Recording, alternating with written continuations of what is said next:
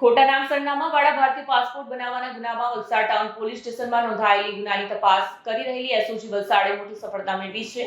આ ગુનાના મુખ્ય સૂત્રધાર અને ખોટા બનાવટી દસ્તાવેજો બનાવનાર બે મુખ્ય આરોપીને ઝડપી લેવાયા છે. ખોટા નામ સરનામાવાળા ભારતીય પાસપોર્ટ બનાવવાના ગુનામાં વલસાડ ટાઉન પોલીસ સ્ટેશનમાં નોંધાયેલા ગુનાની તપાસ કરી રહેલી એસઓજી વલસાડે મોટી સફળતા મેળવી છે. 20 એપ્રિલના રોજ બે પ્રજ્ઞેશ ઉર્ફે ટાલો અને ભાવિકે ખોટા જન્મ પ્રમાણપત્ર, આધાર કાર્ડ અને પાન કાર્ડના આધારે સુરત પાસપોર્ટ ઓફિસમાં પોતાના ભારતીય પાસપોર્ટ મેળવવાની પ્રક્રિયા શરૂ કરી હતી. આ બાબતે વલસાડ ટાઉન પોલીસ સ્ટેશનમાં ગુનો નોંધાતા તપાસ એસઓજીના પોલીસ સબ ઇન્સ્પેક્ટર એસઆર સોસલાદેને સોંપવામાં આવી હતી. તપાસ દરમિયાન બંને આરોપીઓને ઝડપી પાડીને કોર્ટમાંથી 3 દિવસના પોલીસ રિમાન્ડ મેળવવામાં આવ્યા.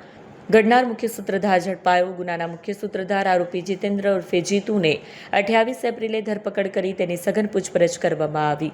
સૌથી મહત્વની કાર્યવાહીમાં એસઓજીએ જિગ્નેશ ઉર્ફે જેકને તેની જેક એન્ટરપ્રાઇઝ નામની ઓફિસમાંથી રંગે હાથ ઝડપી પાડ્યો. તેણે બનાવટી દસ્તાવેજો બનાવવા ઉપયોગમાં લીધેલો મુદ્દામાલ, laptop, colour printer, bond paper, photo paper જપ્ત કરવામાં આવ્યા. પૂછપરછમાં ખુલાસો થયો કે તમામ આરોપીઓએ UK-21 વિઝાનો લાભ મેળવવા માટે સુનિયોજિત કાવતરું ઘડ્યું હતું.